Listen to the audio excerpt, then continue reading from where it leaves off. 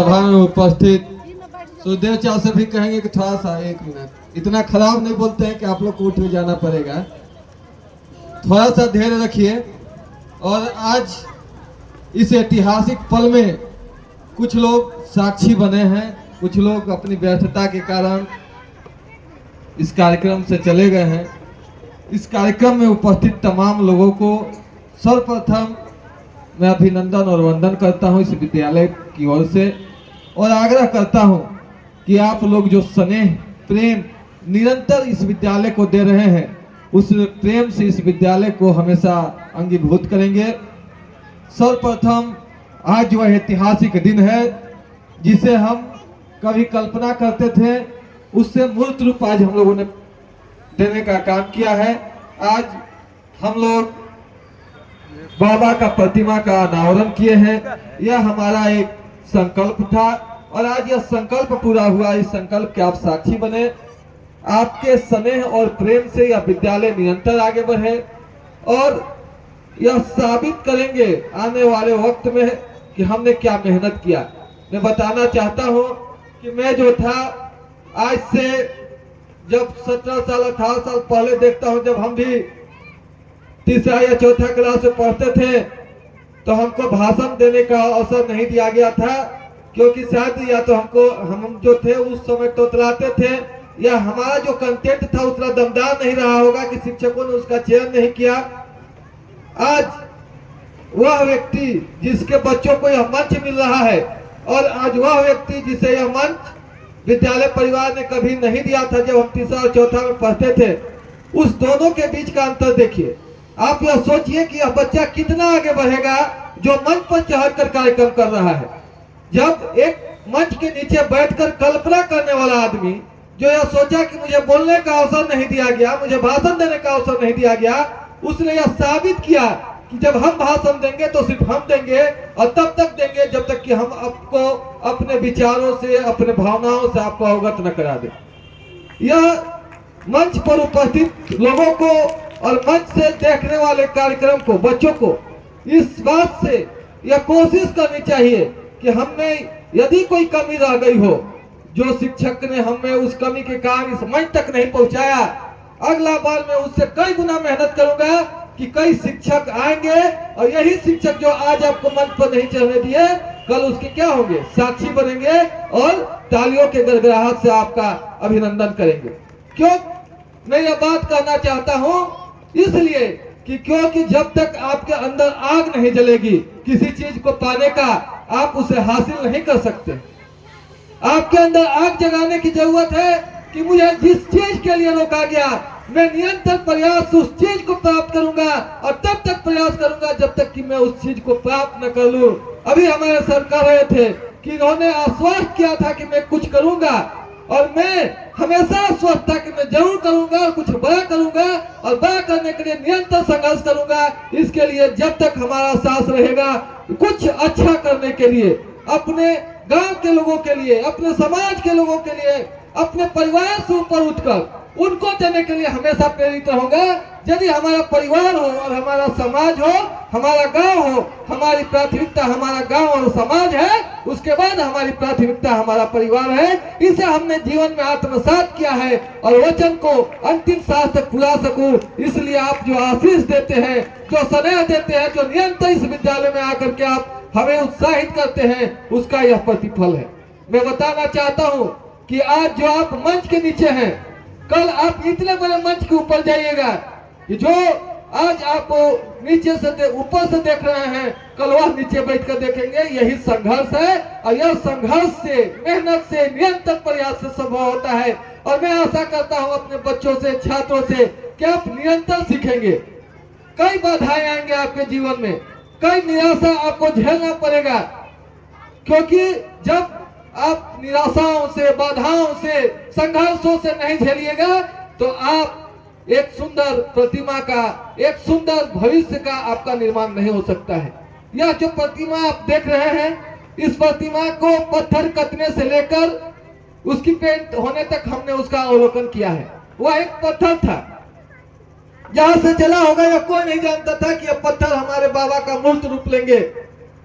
उस पत्थर में से उस पत्थर को जब आकार दिया गया तब लगा कि अभी 50% लग रहा है कि बाबा है। फिर उस कलाकार ने उसे 100% दिया और हमारी आस्था को मजबूत किया और उनका प्रतिमा हूबहू हम लोगों को समर्पित किया। यह क्या है? उस कलाकार का निरंतर, उस मूर्तिकार का निरंतर प्रयास का प्रतिफल है कि जिसे उन्होंने नहीं देखा उसको एक स्वरूप दे दिया। तो वही प्रयास यदि आप निरंतर पढ़ेंगे, निरंतर पढ़ना ही नहीं, जीवन में निरंतर संस्कार सीखेंगे। संस्कार का मतलब कभी जभी जो पढ़ा हुआ व्यक्ति नहीं करता वह अनपढ़ कर जाता है। क्या है? बहुत सारे पढ़े लिखे लोग हैं और उनके माता पिता का सेवा उनके घर में नहीं होता है। पढ़े लिखे बच्चों के माता पिता का सेवा वृद्धाश्रम में होता है। बच्चे क्या है, पढ़ लिख करके उनके अंदर एक चीज छूट गई थी, वह था संस्कार। आप जितना पढ़ाने में बच्चों को ऊर्जा रखते हैं, रुचि रखते हैं, उससे कहीं आपको अपने बच्चों के अंदर संस्कार भरना होगा। क्योंकि जब बच्चा जन्म लिया होगा, क्योंकि मैं भी एक पिता हूं, तो कई आंसू खुशी के, कई उसके भविष्य के आंसू आपकी आंखों से बहे होंगे। और यह सब आप निरंतर अपने जीवन में, हम सभी जो कमा रहे हैं उसका 90% खर्च अपने बच्चों पर करते हैं। लेकिन संस्कार के अभाव में, जिसे आपने 9 महीना अपने गर्भ में रखा और जो पिता 9 महीना अपने मस्तिष्क में रखा, बच्चे को सिर्फ मां 9 महीना गर्भ में रखती है, तो एक पिता भी 9 महीना उस बच्चे को अपने मस्तिष्क में रखता है, उसका नामकरण सोचता है, उसका भविष्य सोचता है, उसका कल्पना करता है, उसकी जिंदगी परवरिश के लिए काम करता है। यह सभी माता और पिता करते हैं। उस बीच हर यह अभिभावक चाहता है कि मेरा बच्चा हमसे बड़ा हो और हमसे बड़ा उन्नति करे। यह उन्नति तब संभव है जब आप क्या संस्कार आप जो अपने माता पिता के लिए कर रहे हैं, और जो आप वही पाएंगे जो बोएंगे। कई अभी एक साथी कहा था, हम दाना छींट रहे हैं, आपको मालूम नहीं होता है कि कौन सा दाना उगेगा, किसको खरपतवार के साथ उखाड़ करके फेंक दिया जाएगा, और कौन सा दाना पुष्ट दाना के रूप में फल देगा और आपके भंडार तक पहुंचेगा। यह जो दाना है, यह जो बीज है, हमारे बच्चे, आपके बच्चे, इस बीज में यह कोई नहीं जानता कि कौन कहां पहुंचेगा।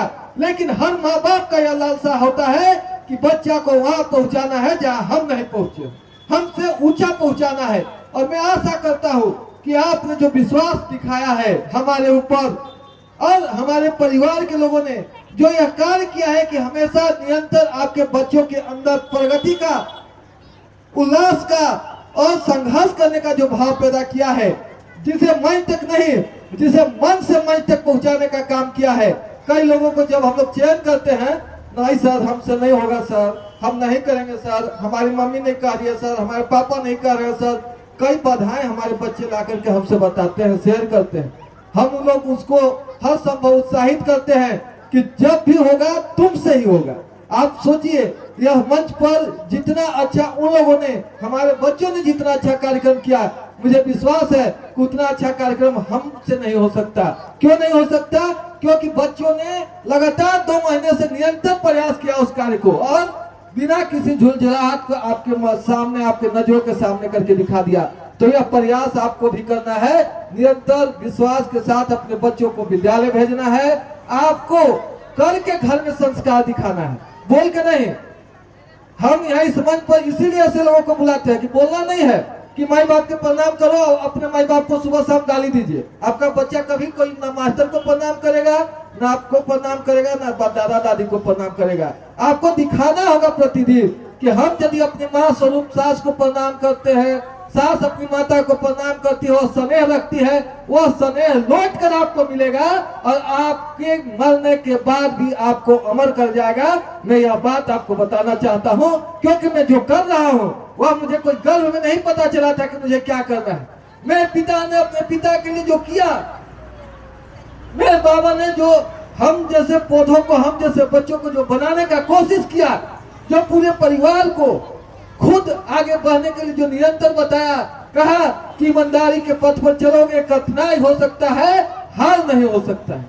और आज मैं जानता हूं कि मैं उसी ईमानदारी के पथ पर चला, कठिनाइयां हजारों आएगी, बार बार आएगी, मैं परेशान हो सकता हूं लेकिन मैं पराजित नहीं हो सकता।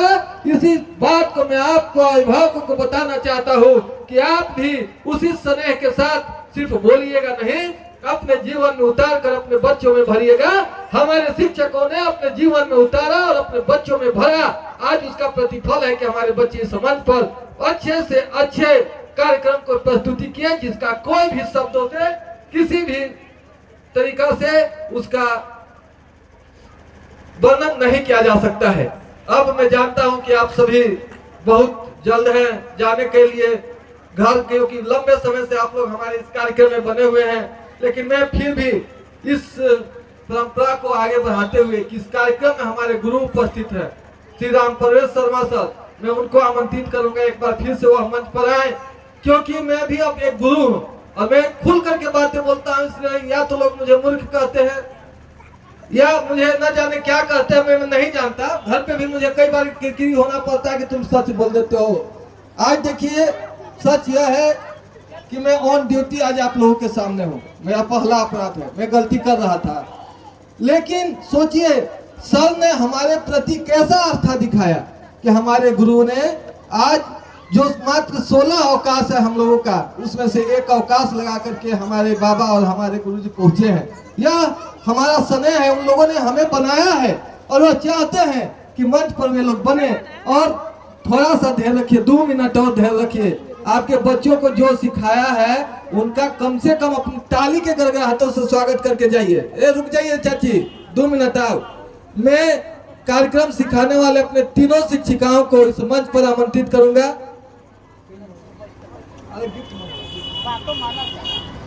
और सर्वप्रथम मैं विद्यालय की शिक्षिका प्रीति मिश्रा को आमंत्रित करूंगा कि आपने जो मेहनत किया आज उसका पुरस्कार हमारे शिक्षकों का भी हक बनता है। और मैं अपने गुरुजी से आग्रह करूंगा कि अपने हाथों से उसे